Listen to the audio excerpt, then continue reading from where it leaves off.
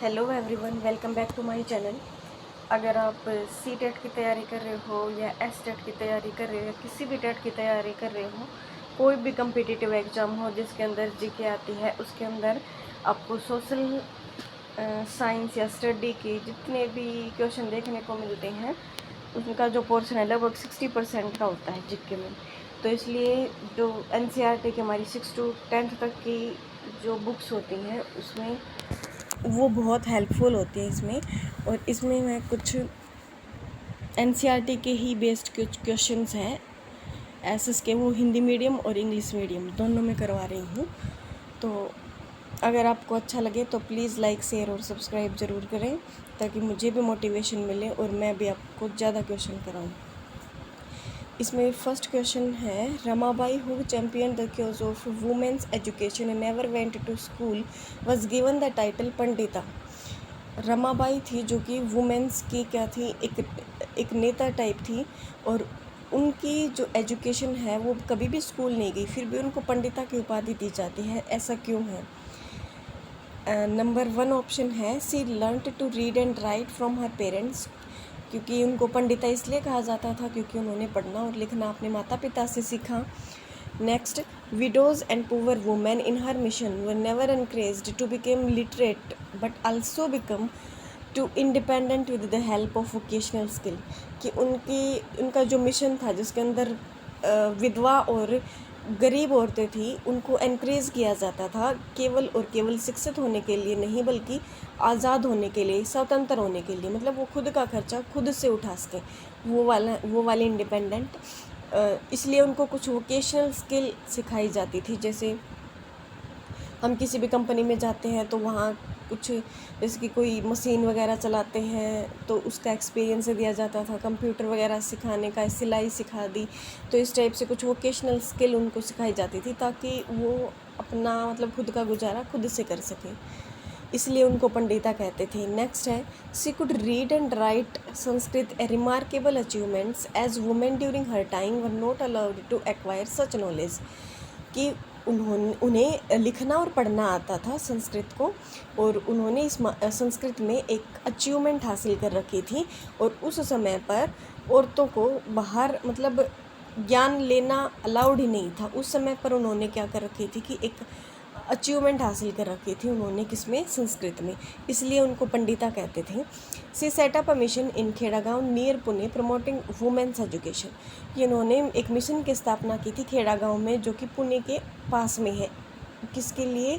Women's education को बढ़ावा देने के लिए, औरतों की शिक्षा को बढ़ावा देने के लिए, इसलिए उनको पंडिता कहते थे। तो इसमें राइट ऑप्शन हो जाएगा कि उन्हें संस्कृत और पढ़नी भी आती थी, लिखनी भी आती थी, और इसके साथ साथ उन्होंने बड़ी अचीवमेंट हासिल कर रखी थी संस्कृत में, और वो भी उस समय पर जब औरतों को ज्ञान लेना अलाउड नहीं था, ज्ञान एक्वायर करना अलाउड नहीं था।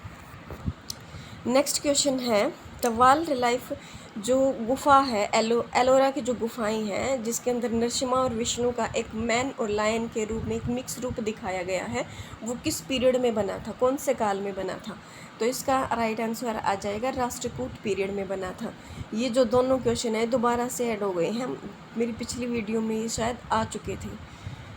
From among the following which is A correct feature of barter system. Barter system क्या होता है? बार्टर सिस्टम वो होता है जिसके अंदर हम एक वस्तु के बदले में दूसरी वस्तु को खरीदते हैं, मतलब इसमें पैसों का लेन देन नहीं होता। जैसे हमने गेहूं को दे के और वहाँ से सब्जी खरीद ली, या फिर वहाँ से अपने कपड़े खरीद लिए, इस टाइप से। तो इसके अंदर मनी है वो एक्सचेंज के रूप में उसका यूज़ ही नहीं किया जाता। इसमें जो ट्रेड होता है वो केवल और केवल गुड्स का होता है, सामान का होता है। नेक्स्ट क्वेश्चन है कि हमने इसके अंदर से करेक्ट फीचर चूज़ करना है। साइड में लेयर्स ऑफ एटमॉस्फेयर, वातावरण की जो वायुमंडल है उसकी जो परतें हैं वो दे रखी हैं, जैसे टोपोस्फेयर, स्ट्रेटोस्फेयर, मेसोस्फेयर और थर्मोस्फेयर। इसमें हमें इनके कुछ फीचर दे रखे हैं, जैसे ionosphere is a part of this layer. Ionosphere कौन सी परत या कौन सी लेयर का एक हिस्सा है? तो आयनोस्फेयर किसका है? थर्मोस्फेयर का, बहिर्मंडल का, वायुमंडल जिसको बोलते हैं। नेक्स्ट है, materials burn up in the layer और एंटरिंग फ्रॉम द स्पेस। कौन सी परत में आने के बाद जो उल्का पिंड है वो बर्न हो जाते हैं, मतलब उनके अंदर आग लग जाती है और ख़त्म हो जाते हैं। वो कौन सी परत है? वो वाली है मेसोस्फीयर, मध्य मंडल। नेक्स्ट है it contains layer of ozone gas. Ozone gas की जो परत होती है वो कौन सी वायुमंडल की कौन सी सतह में होती है, वो होती है स्ट्रेटोस्फेयर में। Almost all the weather phenomena occurs in this layer. जितने भी मौसम हैं, मतलब जैसे कि गर्मी है, सर्दी है या बारिश हो रही है, ये कौन सी लेयर तक होते हैं, ये होते हैं ट्रोपोस्फेयर तक, शोभ मंडल तक। नेक्स्ट है in which of the following landforms are mushroom rock found. Mushroom rock क्या होती है, जो छतरी होती है ना, अम्ब्रेला टाइप की रॉक्स हो जाते हैं, मतलब नीचे से तो उनका इरोजन हो जाता है, कटाव हो जाता है हवा के साथ, जो भी रेत आता है उसके कारण, और जो ऊपर की जो उसकी जो सतह है वो मतलब डटी रहती है उसके ऊपर। तो इस टाइप के जो रॉक्स होती हैं उनको मशरूम रॉक बोलते हैं।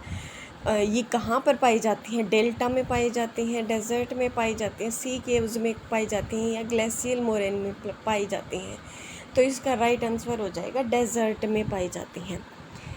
डेजर्ट होता है रेगिस्तान। Under whom did Bengal gradually break away from the Mughal control in the 18th century.